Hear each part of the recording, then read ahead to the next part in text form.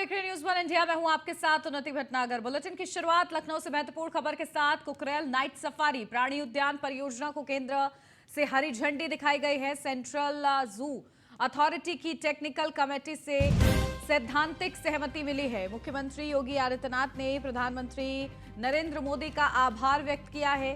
केंद्रीय पर्यावरण, वन एवं जलवायु परिवर्तन मंत्री को धन्यवाद दिया है। नाइट सफारी प्राणी उद्यान परियोजना की स्थापना का मार्ग प्रशस्त किया है। वन्य जीव संरक्षण, इको टूरिज्म को बढ़ावा देने के लिए कृत संकल्पित, ये सीएम योगी आदित्यनाथ के शब्द रहे हैं। तो वन्य जीव संरक्षण, इको टूरिज्म को बढ़ावा देने के लिए कृत संकल्पित है। कुकरेल नाइट सफारी प्राणी उद्यान परियोजना को केंद्र से हरी झंडी दिखाई गई है। सेंट्रल जू अथॉरिटी की टेक्निकल कमेटी से सैद्धांतिक सहमति मिली है। इसी के साथ मुख्यमंत्री योगी आदित्यनाथ ने प्रधानमंत्री नरेंद्र मोदी के प्रति अपना आभार व्यक्त किया है। इसी के साथ केंद्रीय पर्यावरण, वन एवं जलवायु परिवर्तन मंत्री को धन्यवाद दिया है। नाइट सफारी प्राणी उद्यान परियोजना की स्थापना का मार्ग प्रशस्त किया है। तो वन्य जीव संरक्षण, इको टूरिज्म को बढ़ावा देने के लिए कृत संकल्पित। कुकरेल नाइट सफारी प्राणी उद्यान परियोजना को केंद्र की तरफ से हरी झंडी, सेंट्रल जू अथॉरिटी की टेक्निकल कमेटी से सैद्धांतिक सहमति। मुख्यमंत्री योगी आदित्यनाथ ने प्रधानमंत्री नरेंद्र मोदी के प्रति आभार व्यक्त किया है।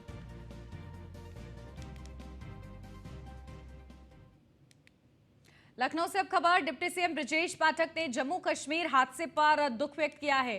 डिप्टी सीएम ब्रजेश पाठक ने ट्वीट कर दुख जताया है। जवानों के निधन अत्यंत पीड़ादायक और दुखद है। शोकाकुल परिजनों के प्रति मेरी गहरी संवेदनाएं हैं। सेना की गाड़ी में आग लगने से 5 जवान शहीद हुए थे।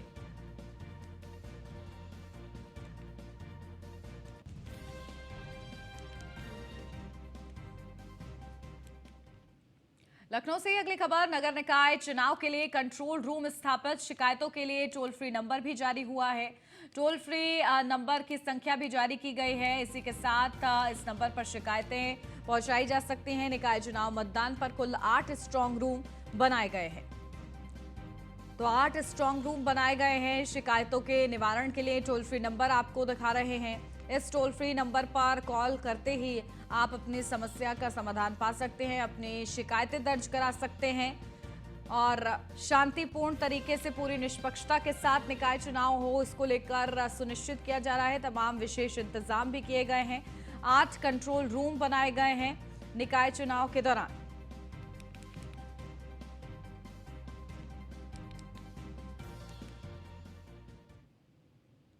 रामपुर की स्वार विधानसभा सीट पर होने वाले उपचुनाव के नामांकन खत्म होने से पहले समाजवादी पार्टी ने जिला पंचायत सदस्य अनुराधा चौहान को अपना प्रत्याशी घोषित किया। स्वार सीट सपा का गढ़ मानी जाती है। साथ ही इस उम्मीदवारी के बाद अब अनुराधा पर आजम खां के आखिरी सियासी किले को बचाने की जिम्मेदारी है। 13 मई को उपचुनाव के परिणाम सामने आ जाएंगे। बता दें कि अनुराधा पहली बार विधानसभा का चुनाव लड़ने जा रही हैं। अनुराधा ने अपने राजनीतिक सफर की शुरुआत ग्राम प्रधान चुनाव से की थी। वह सरकथल ग्राम पंचायत की प्रधान रह चुकी हैं। अभी वर्तमान में जिला पंचायत की सदस्य है।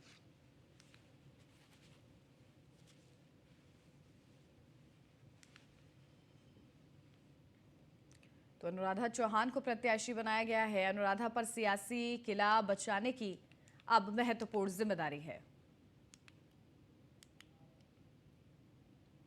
संभल जिले में समाजवादी पार्टी के सांसद शफीकुर रहमान बर्क और सपा विधायक नवाब इकबाल महमूद के बीच लंबे समय से चल रही रार निकाय चुनाव में एक बार फिर सामने आ गई है। मौजूदा विधायक नवाब इकबाल महमूद की पत्नी रुखसाना इकबाल को सपा हाईकमान ने संभल नगर पालिका परिषद के अध्यक्ष पद का उम्मीदवार बनाए जाने से खफा होकर सपा सांसद शफीकुर रहमान बर्क ने अपना निर्दलीय उम्मीदवार मैदान में उतार दिया है। यही नहीं, सपा सांसद शफीकुर रहमान बर्क ने अपने निर्दलीय उम्मीदवार को जिताने के लिए सपा विधायक नवाब इकबाल महमूद के विरोध का खुला ऐलान भी किया है।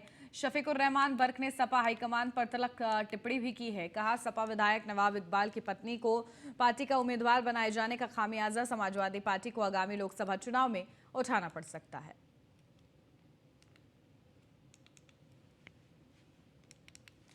हमारे संवाददाता हमारे साथ जुड़ गए हैं मुजम्मिल दानिश। सीधा उन्हीं का रुख करते हैं। मुजम्मिल, क्या कुछ जानकारी देखिए किस तरीके से जो लगातार रार थी शफीकुर रहमान बर्क की, वो अब निकाय चुनाव से पहले नजर आ रही है। इसको लेकर बयानबाजियां भी हो रही हैं। क्या कुछ प्रतिक्रियाएं मिल रही हैं फिलहाल?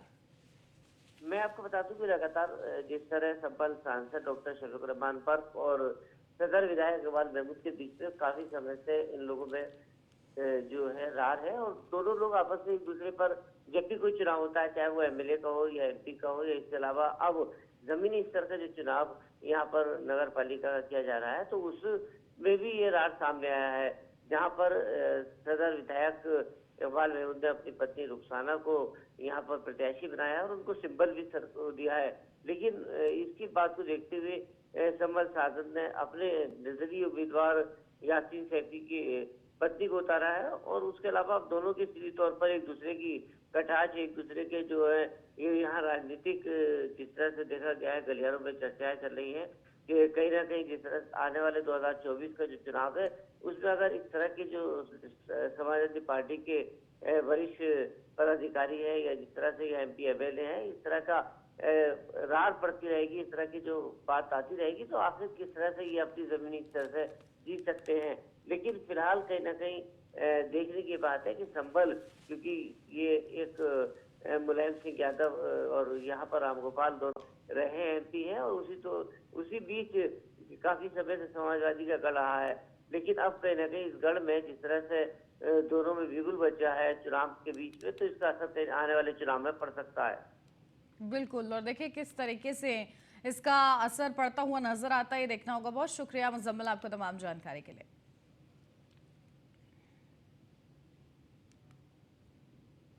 उत्तर प्रदेश में योगी सरकार लगातार माफियाओं और अपराधियों पर शिकंजा कस रही है। गुरुवार को 50,000 के इनामिया मुख्तार अंसारी की पत्नी की गिरफ्तारी के लिए 3 थानों की टीमें उनके घर के लिए रवाना हुई हैं। मऊ के दक्षिण टोला थाने में मुख्तार अंसारी की पत्नी अफशा अंसारी के खिलाफ गैंगस्टर एक्ट में मुकदमा दर्ज है। पिछले 1 साल से अफशा अंसारी फरार चल रही हैं। मुख्तार अंसारी के बेटे अब्बास अंसारी की हेट स्पीच मामले में जमानत अर्जी खारिज हो गई थी। वहीं पत्नी अफशा अंसारी पर इनाम राशि बढ़ा दी गई थी। मुख्तार अंसारी के पत्नी पर पहले 25,000 का इनाम घोषित था, लेकिन फरार होने की वजह से उन पर राशि बढ़ाकर 50,000 कर दी गई है।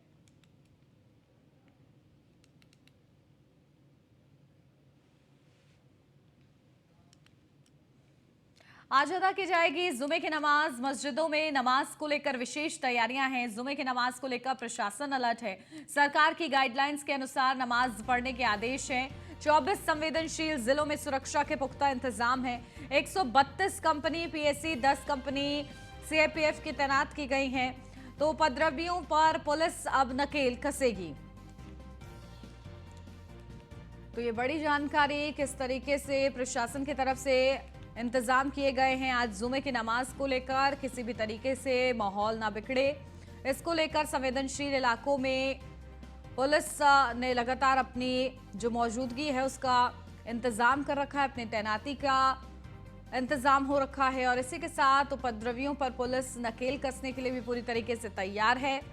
जुमे की नमाज शांतिपूर्ण तरीके से आज अदा की जाए, इसको लेकर प्रशासन आज बड़ी जिम्मेदारी संभालता हुआ नजर आएगा।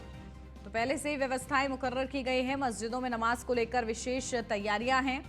इसी के साथ साथ प्रशासन की तरफ से भी सुरक्षा को लेकर पूरे इंतजाम किए गए हैं। संवेदनशील इलाकों में पैनी नजर रखी जाएगी पुलिस की तरफ से। अपडेट लेते हैं, हमारे संवाददाता अश्विनी द्विवेदी हमारे साथ जुड़ गए हैं। अश्विनी, क्या कुछ जानकारी, देखिए किस तरीके से आज जुमे की नमाज शांतिपूर्ण तरीके से अदा हो जाए, इसको लेकर प्रशासन की तरफ से बड़े इंतजाम किए गए हैं, क्या कुछ अपडेट? बिल्कुल, अगर बात करें तो आज जुमे की नमाज होना है, उसको लेकर भी पूरे उत्तर प्रदेश को अलर्ट रखा गया है, क्योंकि जिस तरीके से देखा गया प्रयागराज की घटना हुई थी, उसके बाद कहीं ना कहीं आज कल पहली जुमे की नमाज है, साथ ही साथ अलविदा की नमाज है। इसको लेकर के बाकायदा पर रोड मैप तैयार किया गया, डायवर्जन किया गया कई जगहों पर। उत्तर प्रदेश की राजधानी लखनऊ में विशेष तौर पर डायवर्जन किया गया है। इसके अलावा 2 दिन पहले ही ऐसी जो प्रमुख गृह है, साथ ही साथ डीजीपी है, एडीजीएलओ है, सभी ने एक बैठक की थी। बैठक के बाद निर्देश दिया गया था कि कोई नई परंपरा नहीं शुरू होगी, यानी कि साफ तौर पर निर्देश था कि सड़कों पर जो नमाज पढ़ने की नई परंपरा हुई डाली जाती है, उस पर सख्ती दिखाई जाए। हाँ, साथ ही साथ जो पुरानी परंपराएं चल रही है उन्हीं के अनुसार सब कुछ काम होगा। निश्चित तौर पर इसको लेकर के बाकायदा पुलिस को भी अलर्ट रखा गया है। जहाँ मस्जिद है उसके आसपास का एरिया है वहां पर पुलिस बल तैनात किया जाएगा। साथ ही साथ डायवर्सन रखा जाएगा। तो सिर्फ नमाजियों को ही उस ओर जाने की इजाजत होगी। इसके अलावा किसी अन्य वाहन को जाने नहीं दिया जाएगा। तो ऐसे में कहीं ना कहीं पुलिस ने पूरी अपनी तैयारी कर ली है और लमसम 1:30 बजे नमाज हुई और उससे लमसम 2 घंटे पहले डायवर्सन शुरू हो जाएगा। जी बिल्कुल, तो देखिए किसी भी तरीके से अव्यवस्था ना हो, कोई भी अप्रिय घटना ना हो, इसको लेकर विशेष ख्याल प्रशासन की तरफ से रखा जाएगा। बहुत शुक्रिया अश्विनी आपको तमाम जानकारी के लिए।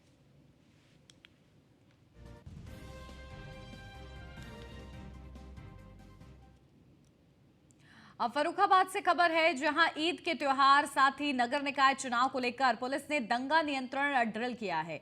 इसी बीच ड्रिल के कई शस्त्रों और दंगा नियंत्रण उपकरणों के संचालन का परीक्षण किया गया है। साथ ही एसपी ने पुलिस कर्मियों को आवश्यक दिशा निर्देश दिए हैं। दंगा नियंत्रण उपकरण रबर बुलेट गन, लाठीचार्ज, आंसू गैस के गोले, anti riot gun, tear gas gun, tear smoke shell, hand grenade जैसे शस्त्रों के संबंध में जानकारी एसपी ने दी है। इसके साथ ही पुलिसकर्मियों के साथ एसपी ने पैदल मार्च भी किया है।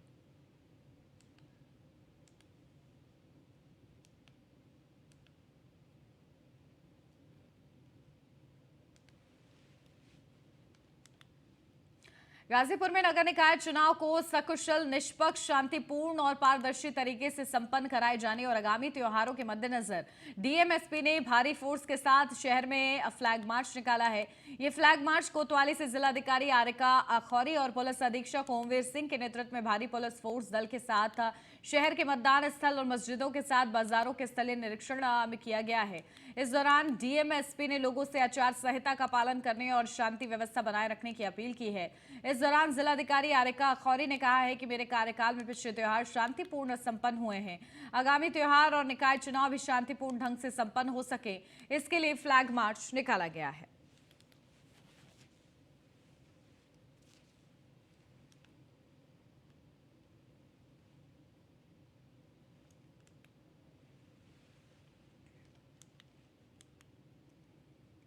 बुलंदशहर में गैंगस्टर फिरोज पर 14(1) के तहत कार्रवाई की गई है। प्रशासन ने आपराधिक वारदातों से अर्जित धन से सृजित करीब 12 लाख की संपत्ति कुर्क की है। फिरोज शातिर किस्म का गौकश बताया जाता है। उस पर करीब 16 आपराधिक मुकदमे दर्ज हैं। गैंगस्टर फिरोज अनूप शहर थाना इलाके के मलकपुर का रहने वाला है। अपडेट लेते हैं, हमारे संवाददाता अशोक हमारे साथ जुड़ गए हैं। अशोक, क्या कुछ जानकारी? देखिए, गैंगस्टर फिरोज पर बड़ी कार्रवाई की गई है, 12 लाख की करीब संपत्ति कुर्क की गई है। किस तरीके से अधिकारियों की मुस्तैदी रही? तो बड़ा गैंगस्टर फिरोज पीछे 14(1) के तहत कार्रवाई की गई। अपराधी वारदात में अर्जित धन करीब 12 लाख की संपत्ति कुर्क गई है। ये साथी किस्म का बदमाश का भौकस बताया जा रहा है। गैंगस्टर आरोपी के करीबन 16 अपराधी मुकदमे के आसपास दर्ज थे। बुलंदशहर के अनुसार थाना क्षेत्र के मलकपुर का रहने वाला है। इसके गैंगस्टर की 14(1) की तरफ की गई है कार्रवाई। इसमें अविंता सीओ अनुसार और अनुसार पुलिस की माध्यम से की गई है। पीएम और एसएसपी के आदेश पर ये कार्रवाई की है। कहीं न कहीं इस तरीके की अपराधी की दुनिया में अपनी जगह बना रहा था और बड़ा ढाकर अपनी संपत्ति को आगे बढ़ा रहा था। इस पर बहुत बड़ी कार्रवाई की गई है। पीएम के आपस में नकल करने की लगातार आदेश सीनियर अधिकारी को दिए जा रहे हैं। अधिकारियों को पालन करते हुए ये बुलंदशहर पुलिस ने बड़ी कार्रवाई की। बिल्कुल, तो देखिए किस तरीके से बड़ा संदेश कहीं ना कहीं दिया गया है इस कार्रवाई के माध्यम से भी कि नकेल कसने के लिए प्रशासन पूरी तरीके से सतर्क है। ठीक है, बहुत शुक्रिया अशोक आपका तमाम जानकारी के लिए। मेरठ जिले के सरधना में जानी खुर्द के सिवाल खास में देर रात एआईएमआईएम पार्टी की प्रत्याशी रेहाना के कार्यालय में आग लग गई, जिसमें कूलर और एक स्कूटी जलकर राख हो गई। हादसे में ऑफिस में रखा लगभग लाखों का सामान जलकर राख हो गया। निकाय चुनाव को लेकर सभी पार्टियों से नामांकन प्रक्रिया चल रही है। रेहाना पत्नी जाहिद राणा को अध्यक्ष पद के लिए AIMIM से टिकट मिला है। जाहिद राणा ने बताया कि चुनावी रंजिश के चलते मेरे कार्यालय में आग लगाई गई है, जिससे कि चुनाव न लड़ सकूं। मुझे जान से मारने की धमकी भी दी गई है, लेकिन मैं धमकी से डरने वाली नहीं हूं। हर हालत में चुनाव लड़ूंगा।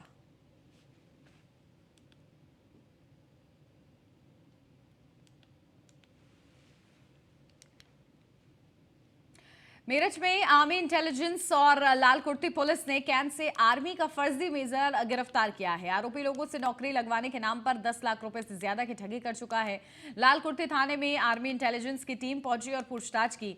आरोपी के कब्जे से आर्मी की वर्दी और आई कार्ड भी बरामद किए गए हैं। हरियाणा सरकार के कई विधायक और मंत्री के साथ फोटो भी आरोपी की मिली है।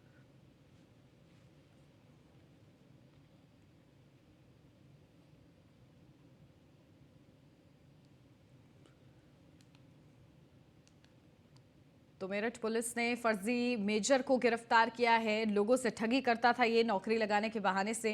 मेरठ के कैंट क्षेत्र से फर्जी मेजर को गिरफ्तार किया गया है। बड़ी कार्रवाई की गई है। बड़ा खुलासा भी इसी के माध्यम से हुआ है कि 10 युवकों से कई लाख रुपए की ठगी ये कर चुका था।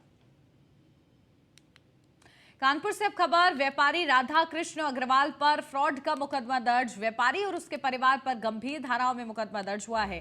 शताब्दी प्लाई का मालिक है राधा कृष्ण अग्रवाल। पत्नी सुनीता अग्रवाल और बेटे संगम अग्रवाल समेत 5 पर मामला दर्ज। आवासीय भवन को व्यवसायिक बताकर 8 करोड़ का फ्रॉड किया। रूपनगर थाने में दर्ज हुई है FIR। अपडेट ले लेते हैं, हमारे संवाददाता रामजी शर्मा हमारे साथ जुड़ गए हैं। रामजी, क्या कुछ जानकारी? देखिए, 8 करोड़ का फ्रॉड किया गया है। किस तरीके से बड़ा खुलासा हुआ है इस पूरे मामले में?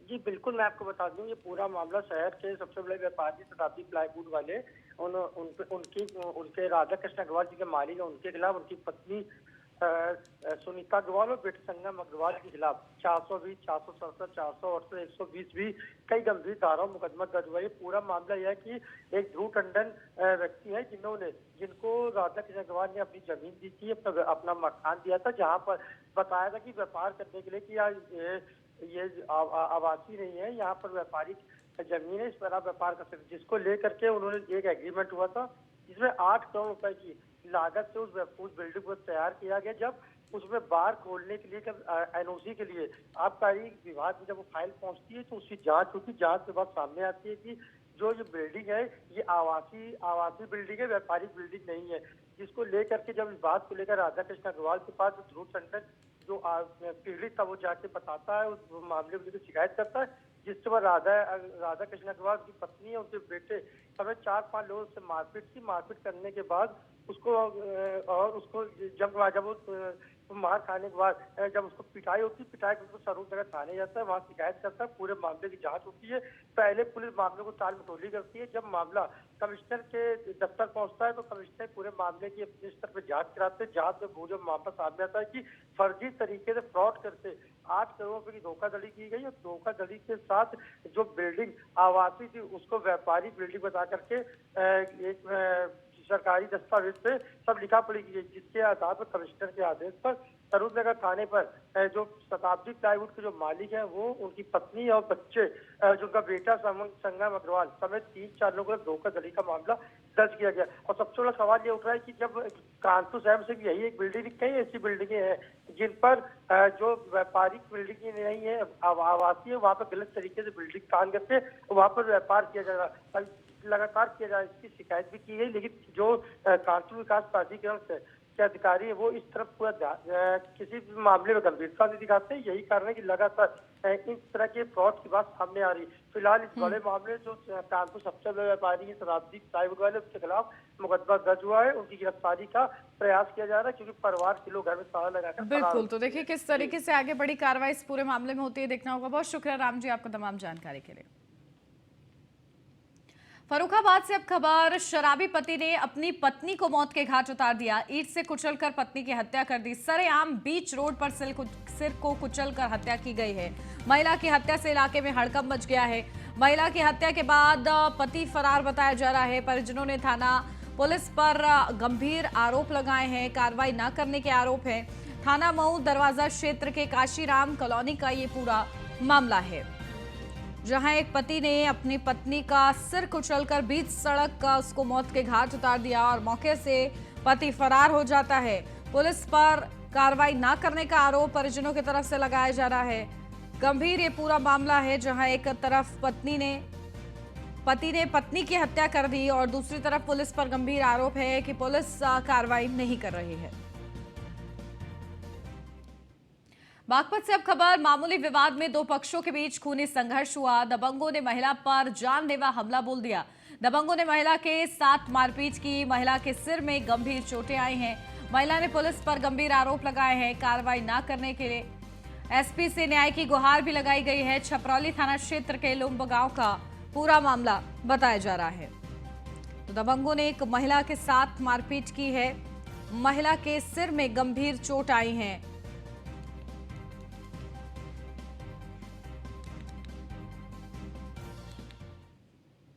केंद्रीय मंत्री स्मृति ईरानी के संसदीय क्षेत्र अमेठी में विद्युत आपूर्ति को लेकर हाहाकार मचा हुआ है। सरकार का ग्रामीण इलाके में 18 घंटे विद्युत आपूर्ति करने का दावा धराशायी हो गया है। महज 8 से 10 घंटे ही विद्युत आपूर्ति होने से ग्रामीणों में आक्रोश फैल रहा है। विद्युत आपूर्ति के अभाव में गर्मी से बेहाल लोग पेड़ के नीचे समय काट रहे हैं। ग्रामीणों ने सरकार से सुचारू रूप से विद्युत आपूर्ति किए जाने की मांग की है। जिले की ग्रामीण इलाके की विद्युत आपूर्ति पूरी तरीके से ध्वस्त हो गई है। 24 घंटे में महज 8-10 घंटे ही विद्युत आपूर्ति हो रही है, उसमें भी अंधाधुंध कटौती से लोगों में आक्रोश फैल गया है। कन्नौज से अब खबर, अवैध शराब के खिलाफ अभियान शुरू हुआ है। सदर क्षेत्र के मकरंद नगर में पुलिस और आबकारी टीम का छापा। संदिग्धों के घरों में घुसकर तलाशी ली गई है। छतों और जमीन के अंदर भी खोजी गई अवैध शराब। अवैध शराब बनाने बेचने वालों पर कड़ी कार्रवाई होगी। शराब माफियाओं पर शिकंजा कसने के लिए ड्रोन की भी मदद ली जाएगी।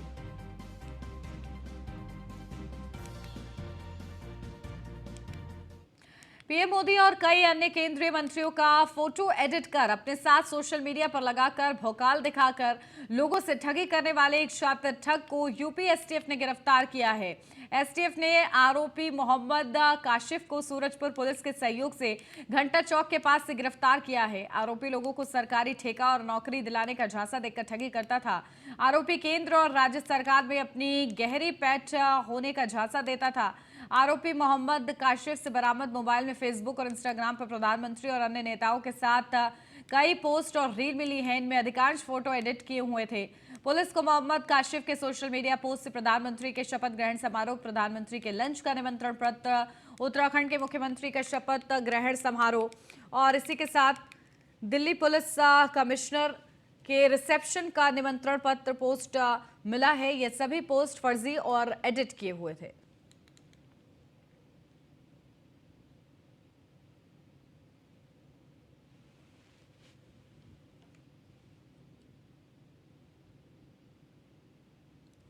तो देखिए किस तरीके से फोटो एडिट कर ये बड़े बड़े नेताओं के साथ फोटो एडिट करने के बाद लोगों के साथ ठगी करता था, उनको ठेका दिलाने के नाम पर उनके साथ जालसाजी करता था।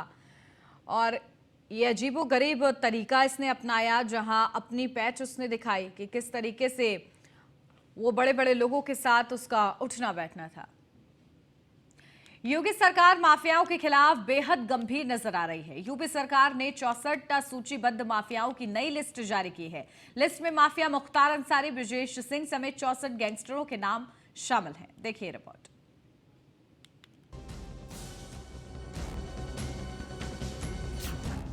योगी का संदेश, भय मुक्त प्रदेश। योगी की रडार पर 64 माफिया। योगी का ऐलान, माफिया परेशान। माफियाओं की अब खैर नहीं। माफियाओं का काउंटडाउन शुरू। प्रदेश को भयमुक्त बनाने के लिए योगी सरकार ने एक कदम और आगे बढ़ा दिया है। प्रदेश में माफिया रहम की भीख मांग रहे हैं और बाबा के बुलडोजर से बचने की फिराक में है। लेकिन योगी आदित्यनाथ ने कसम खा ली है कि इस माफिया को मिट्टी में मिला देंगे। सरकार में देंगे। सरकार किसकी है? गफलत में हो। प्रयागराज में माफिया ब्रदर्स की सरेआम हत्या के बाद योगी सरकार लगातार विपक्ष के निशाने पर है। विपक्ष लगातार प्रदेश सरकार पर हमलावर है और योगी आदित्यनाथ से इस्तीफा देने की बात कर रहा है। हम डिमांड ये करते हैं कि उत्तर प्रदेश के मुख्यमंत्री इस्तीफा दें। दूसरा में डिमांड करते हैं कि सुप्रीम कोर्ट एक इन्वेस्टिगेशन टीम को बनाए, सुमोटो सुप्रीम कोर्ट ले, हम प्लीड करते सुप्रीम कोर्ट से। ये उसी वक्त रुकेगा जब नहीं रुकेगा, वरना ये चलता रहेगा। 4 दिन 5 दिन के बाद फिर शुरू हो जाएगा। और वो इन्वेस्टिगेशन टीम में सुप्रीम कोर्ट उन लोगों को रखे जिनका ताल्लुक उत्तर प्रदेश से ना हो, क्योंकि ऊपर से लेकर नीचे तक इसमें लोग होंगे। शाइस्ता परवीन पर 50,000 का इनाम है और पुलिस को उसकी तलाश है। इस बीच यूपी सरकार ने यूपी के माफियाओं की लिस्ट तैयार की है। 64 माफियाओं को काबू में करने का प्लान तैयार किया गया है। यूपी के सीएम योगी आदित्यनाथ ने साफ चेतावनी दी है कि अब प्रदेश में कोई भी माफिया किसी को परेशान नहीं कर पाएगा। कि अपराध के लिए उत्तर प्रदेश में कोई जगह नहीं होगी, अपराधी के लिए भी कोई जगह नहीं होगी और अपराधी के संरक्षण दाता के लिए भी प्रदेश में कोई जगह नहीं। बहुत सत्य के साथ हम निपटेंगे, पूरी निर्ममता के साथ निपटेंगे ऐसे तत्वों से। पुलिस ने शराब माफिया, खनन माफिया, पशु तस्कर, वन माफिया, शिक्षा माफियाओं को चिन्हित कर लिया है। इन माफियाओं में मुख्तार अंसारी, ब्रजेश सिंह, त्रिभुवन सिंह जैसे कई अपराधियों के नाम शामिल है। इस लिस्ट में अतीक के बेटे उमर का भी नाम शामिल किया गया है। योगी आदित्यनाथ अपने एक एक शब्द पर खरे साबित हो रहे हैं। उन्होंने जो कहा वो करके दिखा दिया। अपराधियों में डर का गुबार देखने को मिल रहा है, लेकिन यूपी को माफ मुक्त करने का काम अभी अधूरा है, जिसको पूरा करने की कवायद शुरू हो चुकी है। माफियाओं के खिलाफ योगी सरकार की जीरो टॉलरेंस की नीति पर काम हो रहा है। हाल के कुछ महीनों में माफियाओं के खिलाफ जारी एक्शन आगे भी जारी रहेंगे। कानून व्यवस्था का राज स्थापित करने के लिए 64 लिस्टेड माफियाओं की सूची जारी की गई है। लिस्ट में हाजी इकबाल से जाबिर हुसैन तक दर्जनों नाम शामिल है। राज्य के लगभग सभी जोन के माफिया डॉन को लिस्ट में शामिल किया गया है। अपराधियों की इस लिस्ट में कुछ लोग बीजेपी से भी जुड़े हैं, लेकिन ये बाबा का जिगर है कि माफिया को सिर्फ माफिया की तरह ही ट्रीट कर रहे हैं। Bureau report, news 1 India. और इसी के साथ इस बुलेटिन में बस इतना ही। खबरों का सिलसिला आगे भी जारी है। आप बने रहिए न्यूज़ 1 इंडिया के साथ।